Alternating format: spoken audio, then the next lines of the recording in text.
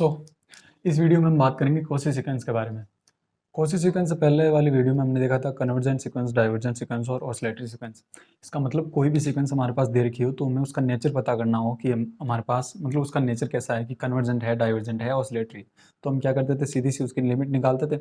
और अभी एक चीज़ मैं बताना भूल गया था पिछले वीडियो में कि मान लो आपके पास कोई भी सीक्वेंस ए एन दे रखी है, उसका एन टर्म कुछ ना कुछ आपके पास दे रखा है, आप उसके लिए चेक कर रहे हो, लिमिट निकाल रहे हो एन टेंस टू इनफाइनाइट पे, और एन की जो लिमिट है, मान लो आपके पास कुछ फाइनाइट नंबर एल आ गई। तो जब फाइनाइट नंबर एल आती है तो वो कैसे सीक्वेंस होती है हमारे पास, कन्वर्जेंट सीक्वेंस। कन्वर्जेंट सीक्वेंस होती है तो इसका मतलब ये होता है कि जो ए एन हमारे पास सीक्वेंस है वो एल पर कन्वर्ज कर रही है। ठीक है, ये उसको हम थियोरेटिकली बोलना चाहिए तो इसका मतलब ये होता है कि जो हमारे पास ए एन सीक्वेंस है, यदि उसकी limit n tends to infinite पे एल आ रही है तो इसका मतलब वो एल पे कन्वर्ज कर रही है। और उसको एक तरीके से भी लिख सकते हैं कि जो ए एन माइनस एल होता है वो लेस देन एप्सिलॉन होता है फॉर एवरी एन। ठीक है, ये कन्वर्जेंस ऑफ ए सीक्वेंस के लिए हमारे पास एक स्टेटमेंट होता है। ठीक है, तो ये एक चीज़ बताना मैं भूल गया था पिछले वाली वीडियो में, तो यहाँ पे देख लिया हमने कि अब आप चेक कर रहे हो किसी भी सीक्वेंस के लिए कि वो कन्वर्जेंट है या नहीं है, तो आप सीधी सी उसके लिए लिमिट निकालोगे एन टेंस टू इनफाइनाइट पे, एन टेंस टू इनफाइनाइट पे लिमिट निकालोगे और वो एल आ गई आपके पास मान लो, तो हम उसको इस प्रकार से लिख सकते हैं कि ए एन माइनस एल है वो लेस देन क्या होगा हमारे पास, एप्सिलॉन। ठीक है, फॉर एवरी एन के लिए। तो ये चीज़ हमने लास्ट वीडियो में देखी थी। अब देखेंगे हम कॉची सीक्वेंस।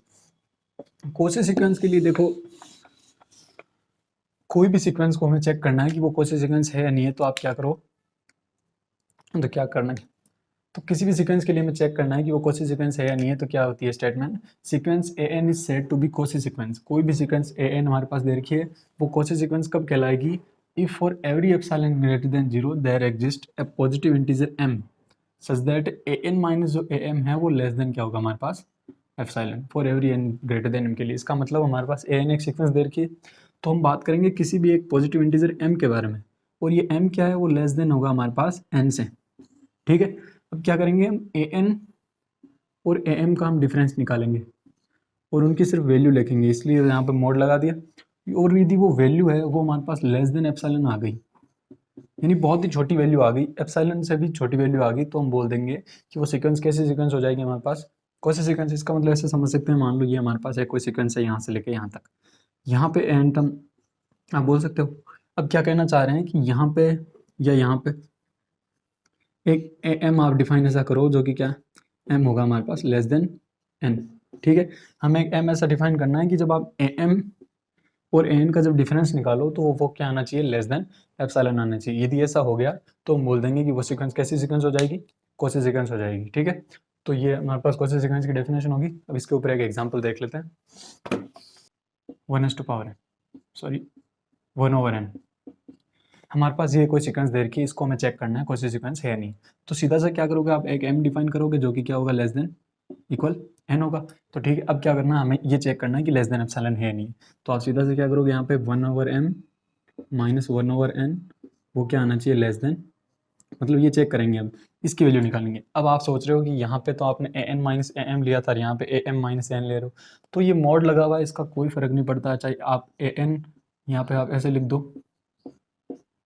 तो भी ये सही कहलाएगा। ठीक है, इन दोनों में कोई डिफरेंस नहीं है क्योंकि यहाँ पे मोड लगा हुआ है, यदि माइनस कॉमन लेके आप बाहर निकालोगे तो वापस वो पॉजिटिव ही आएगा।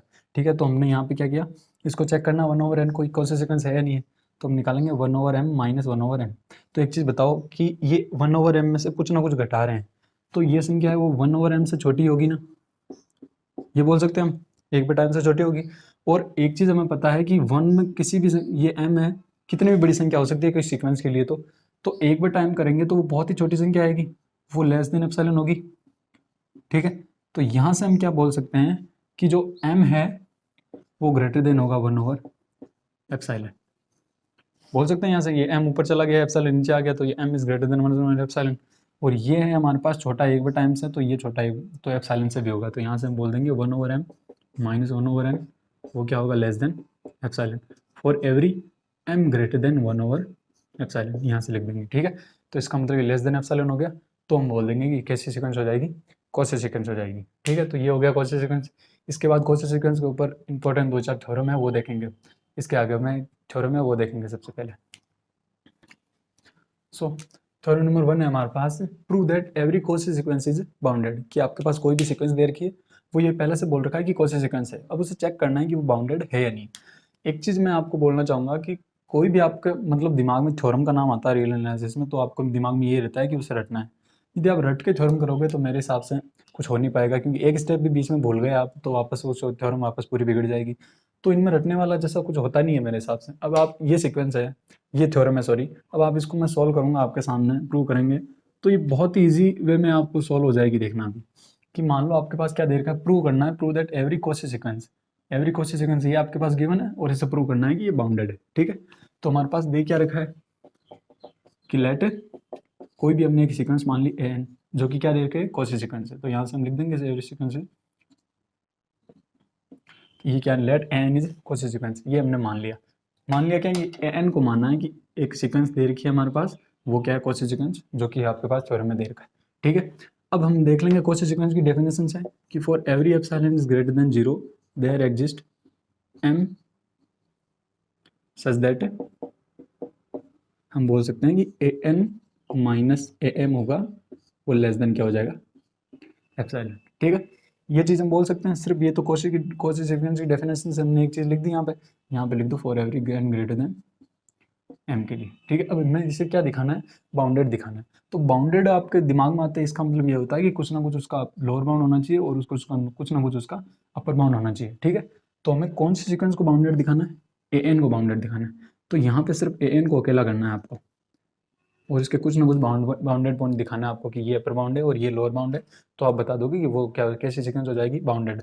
अब इसको आप देखो ऐसे लिख सकते हो कि जो ए एन माइनस ए एम होगा वो लेस देन तो एप्सिलॉन होगा और ग्रेटर देन क्या होगा माइनस एप्सिलॉन, ऐसे लिख सकते हो।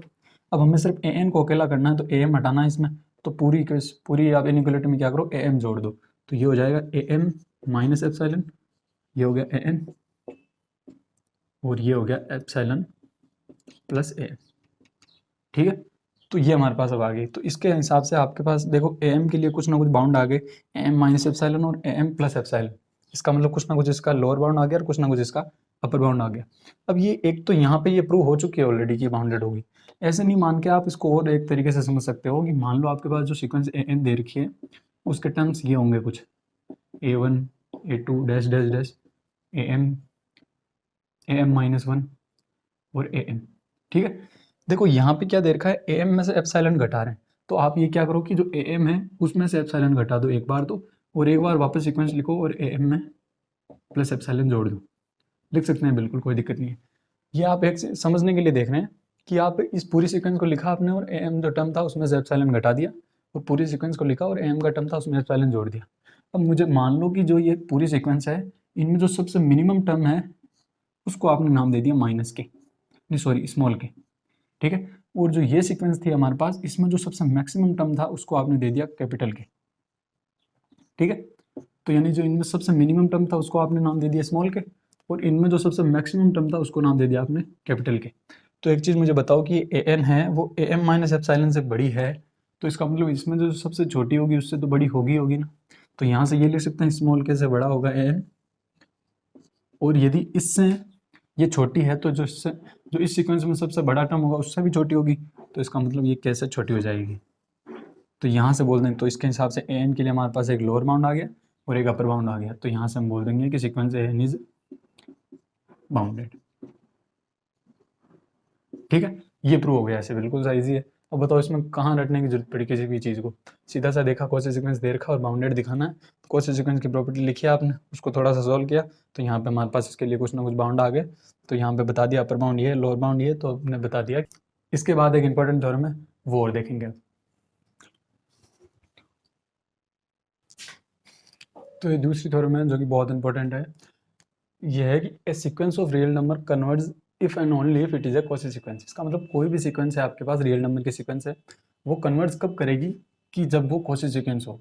एक चीज़ आपको मैं बताना चाहूँगा कि कोई भी हमारे पास थ्योरम आ जाए उसमें ये इफ एंड ओनली इफ आ जाए ना, वो हमेशा दो तरीकों से सोल्व होते हैं। आपको पता होगा कि एक तो उसके लिए सफिशिएंट कंडीशन होती है और एक उसके लिए नेसेसरी कंडीशन होती है। ठीक है, वही सारी थ्योरम यदि जिसमें इफ एंड ओनली इफ ना आ जाए तो वो हमारे पास दो कंडीशन लेके सॉल्व होती है। एक तो आपको जो आपके पास आगे दे रखा है इफ एंड ओनली इफ के वो चीज़ पहले मान लो और ये प्रूव कर दो, और एक चीज़ ये मान लो और ये प्रूव कर दो। इसको दो तरीके से सॉल्व कर सकते हैं, ठीक है। तो इसके लिए हमारे पास जो नेसेसरी कंडीशन होगी उसके ऊपर पहले बात करेंगे कि हमें क्या दे रखा है, sequence of real number is converge. इसका मतलब पहले जो सीक्वेंस दे रखी है हमारे पास कोई भी सीक्वेंस ए एन, वो क्या कर रही है, कन्वर्ज कर रही है। इसका मतलब कन्वर्जेंट है। अभी मैंने बताया था कि कन्वर्ज कर रही है, इसका मतलब कुछ ना कुछ एक पॉइंट एक फिक्स वैल्यू पे कन्वर्ज करती है, तो हम वो मान लेंगे कि इस वैल्यू पे कन्वर्ज कर रही है। अब उसको दिखा देंगे कि वो कौन-सी सीक्वेंस है, ठीक है। तो नेसेसरी कंडीशन में क्या मान रहे हैं कि let sequence a n is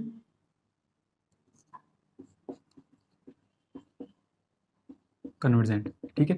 ये हमने पहले से मान लिया। इसका मतलब कन्वर्जेंट है तो कुछ ना कुछ एक पॉइंट पर कन्वर्ज करेगी, तो इसका मतलब उसकी जो लिमिट होगी एन टेंस टू इनफाइनाइट पे, वो हमारे पास मान लिया आपने एल आ रही, ठीक है। इसका मतलब ये एन पे कन्वर्ज कर रही है, तो आपके पास दे रखा है कि ये एल पे कन्वर्ज कर रही है, तो इसका मतलब यहाँ से एक चीज़ हम लिख सकते हैं, it implies a n minus जो एल होगा वो less than epsilon by 2 for every n greater than m के लिए। एक चीज़ आप पूछोगे कि एप्सिलॉन बाई 2 क्यों किया, क्योंकि ये जो वैल्यू है वो एप्सिलॉन से छोटी है। एप्सिलॉन बहुत छोटी संख्या है, अब एप्सिलॉन बाई 2 से तो छोटी होनी है। ये हमें डिपेंड करता है कि क्वेश्चन क्या दे रखा है हमारे पास। अब ये क्वेश्चन है, इसमें हमें क्या दिखाना है, कौशी सीक्वेंस दिखाना है, ठीक है। तो कौशी सीक्वेंस के लिए हमारे पास स्टेटमेंट क्या होता है कि a n minus a M है, वो क्या आना चाहिए, लेस देन एप्सिलॉन। अब हमारे पास यहाँ एप्सिलॉन लाना है, ठीक है। वहाँ एप्सिलॉन लाना है, तो वहाँ एप्सिलॉन लाने के लिए यहाँ पे एप्सिलॉन बाई 2 ले रहे हैं। ये भी आगे पता चल जाएगा क्यों ले रहे हैं एप्सिलॉन बाई 2, ठीक है। तो यहाँ से हमने देख लिया कि कन्वर्जेंट दे रखी है, तो इसका मतलब कहीं ना कहीं पे कन्वर्ट करेगी, वो मान लो एल पे कन्वर्ट कर रही है। तो यहाँ से हमने ये लिख दिया कि एल माइनस एन माइनस जो एल होगा वो लेस देन एप्सिलॉन बाई 2। अब लेट एन यदि एम के बराबर हो जाए तो यहाँ से ये ले सकते हैं, ए एम जो माइनस एल होगा वो लेस देन एप्सिलॉन बाई 2 होगा, ठीक है। यदि n बराबर m हो जाए तो एम n की जगह m कर दिया, सिर्फ ये हो गया, ठीक है। अब हमें क्या दिखाना है, ए एन को क्या दिखाना है, हमें कौशी सीक्वेंस दिखाना है। तो कौशी सीक्वेंस के लिए क्या जरूरी है कि जो ए एन माइनस ए एम को हमें चेक करना है, ठीक है। अब क्या करना है, हमें ए एन माइनस एम को लेस देन एप्सिलॉन करना है। यदि इस ए एन माइनस एप्सिलॉन को मैं बताऊँ ऐसे लिख सकता हूँ, a n minus l plus l minus a n, ठीक है। इसमें मैंने एल जोड़ दिया और एल घटा दिया, कर सकते हैं।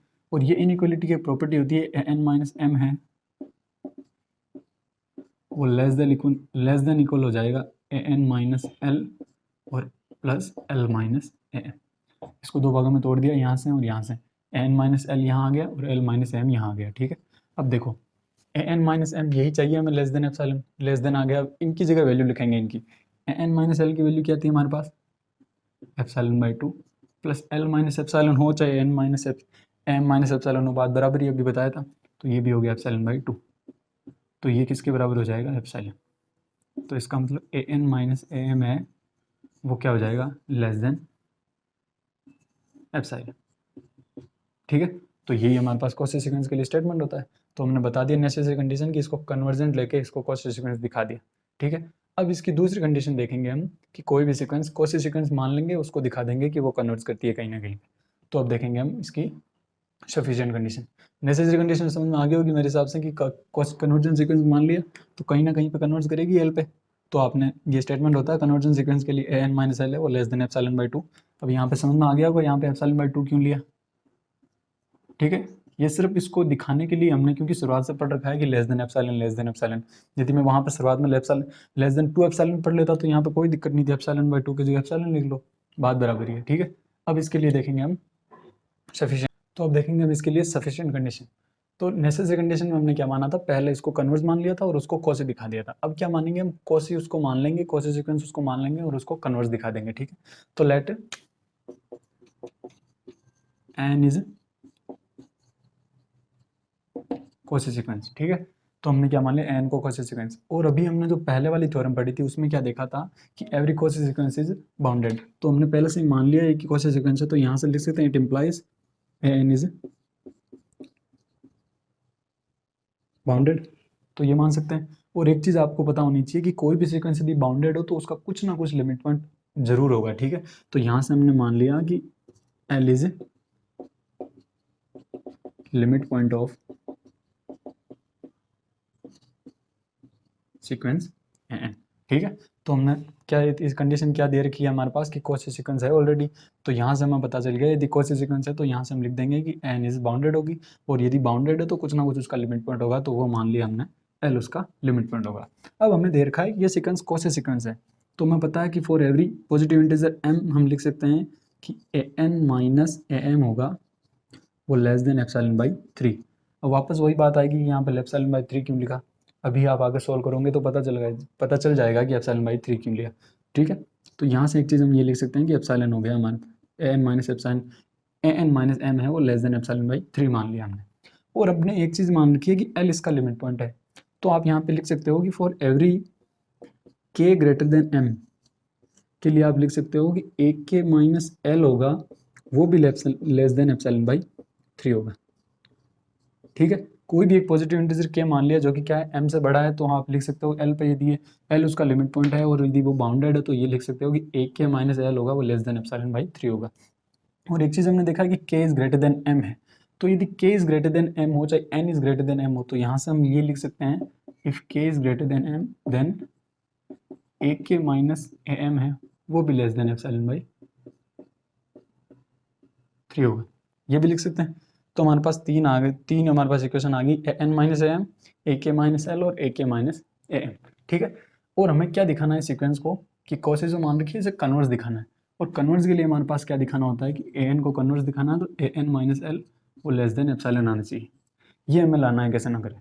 तो हमें क्या चाहिए ए एन माइनस एल, उसको आप लिख सकते हो less than a n minus a m plus a k minus l plus a k minus a M.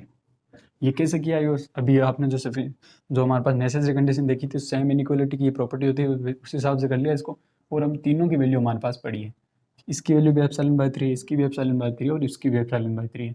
तो ये हम कर सकते हैं कि less than epsilon by 3 plus epsilon by 3 plus epsilon by 3।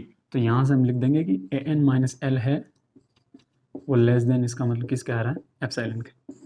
तो यहाँ से हम बता देंगे कि ए एन कहाँ कन्वर्ट्स कर रहा है, एल पे कन्वर्ट्स कर रहा है, तो A N converges to L, तो इसका मतलब ए एन कैसे सीक्वेंस हो गया हमारे पास कन्वर्जन सीक्वेंस। तो इसकी ये दो कंडीशन थी वो हमने देख ली और आसानी से समझ में आ गई होगी मेरे हिसाब से। ठीक है।